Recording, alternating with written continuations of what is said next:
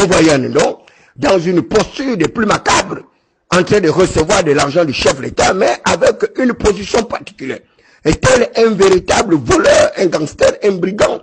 Et lui qui, il n'y a pas longtemps, insultait Bitom et le traitait justement de receleur pour avoir reçu l'argent de Seni et Nourdine Bongo Valentin. Mais c'est Yann Ndong, à travers cette position particulière à côté du chef de l'État, lui qui hier exerçait un pugilat à l'endroit de Brice Côté Oligui Guéma, qui traitait de tout le nom d'oiseau, qui l'insultait avec un langage de plus ennuyeux, un langage de plus dépressif, de plus incongru. Mais aujourd'hui, il a été pris dans la nasse.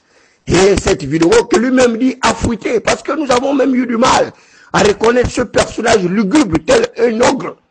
Et c'est lui-même qui arrive comme ça, à dire effectivement que c'était lui qui prenait l'argent aux côtés du chef de l'État, en l'enfilant dans son blouson. C'est impensable. Et aujourd'hui, il arrive à accuser de manière péremptoire le conseil spécial du chef de l'État chargé de la communication, Téléso Ngomo, et qu'il arrive à dépeindre une fois de plus sa sexualité. Il arrive à insulter honteusement cet acteur politique étatique que nous connaissons trop bien, un acteur politique étatique assez astucieux, intelligent et brillant dans le domaine de la communication.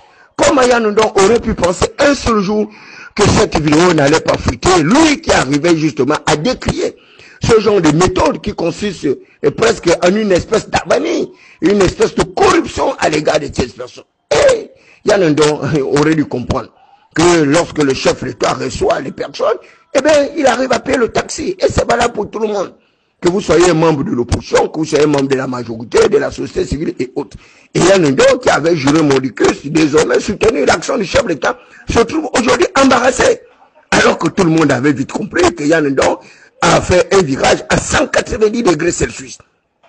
Le chef de l'État avait d'ailleurs recommandé de continuer à le critiquer, peu importe, mais ce que le chef de l'État refusait, eh bien, ce sont les injures. Insulter le chef de l'État, vous savez que c'est passible d'une peine d'emprisonnement. C'est une atteinte à l'honneur et à la dignité de l'une des plus hautes autorités, et pire encore, à l'institution première qui est celle de la présidence de la République. Mais dans tous les cas, vous retrouverez cette actualité sur ma page parce que je reviendrai sur ce personnage controversé, cet activiste gabonais aujourd'hui qui fait le chou gras sur la toile, Yann d'aujourd'hui, dont l'attention est focalisée dans tous les groupes WhatsApp, dans tous les réseaux sociaux, parce que celui-là qui se faisait passer pour impurité, celui-là qui se faisait passer pour un homme vertueux, et malheureusement également une véritable